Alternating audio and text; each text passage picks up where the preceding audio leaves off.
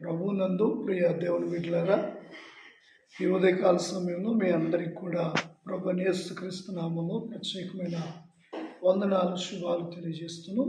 అలాగే మా కేదేశ్ పరిచర్యను బట్టి మరి మీ అందరికి కూడా క్రిస్మస్ శుభాకాంక్షలు తెలియజేస్తూ ఉన్నాం. మంచిది, క్రిస్మస్ ఆరాధనలో పాల్గొనండి, ఆశీర్వాదాన్ని పొందండి. ప్రియ దేవుని బిడ్డలారా, ఇలాంటి పండుగలు ఎన్నో మన జీవితంలో గడిచిపోతూ ఉంది, కానీ మారు మనసు రావట్లేదు.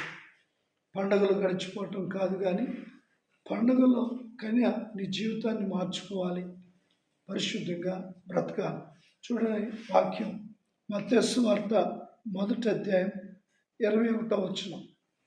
ఆమె యొక్క కుమారుని కనును తన ప్రజలను వారి పాపముల నుండి ఆయనే రక్షించును గనుక ఆయనకు యేసు అని పేరు పెట్టదు అనెను.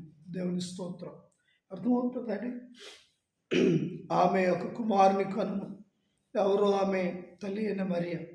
ఆ కనినటువంటి తన ప్రజలు ఎవరైతే అన్నారో, మనం ఆ ప్రజల యొక్క పాపమును ఆయన రక్షించువాడుగా, పాపాలు క్షమించువాడుగా ఉంటాడని చెప్పాడు. అంటే ఆయన ఎందుకు వచ్చాడు అంటే మనల్ని రక్షించడానికి వచ్చాడు.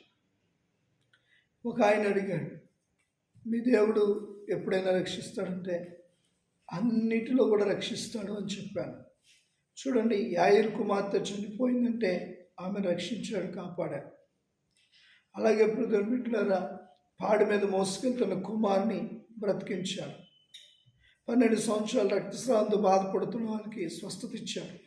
అంటే ఆయన ఏ విషయంలో రక్షించగలిగిన సమర్థుడు కనుక ఆయనకు యేసు అని పేరు పెట్టదు. యేసు అనగా హృదయం బిడ్డలారా, ఆ యొక్క మాటకు అర్థం రక్షకుడు, అంటే ఆయన రక్షించువాడు.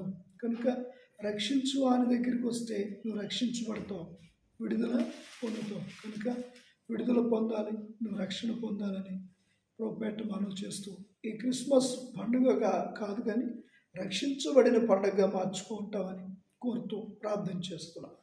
పరిశుద్ధుడా, ప్రేమ కలిగిన దేవా, ఈ ఉదయం మాకు ఇచ్చిన అనుమతిని బట్టి, పరిశుద్ధతను బట్టి, కృపను బట్టి వందనాలు.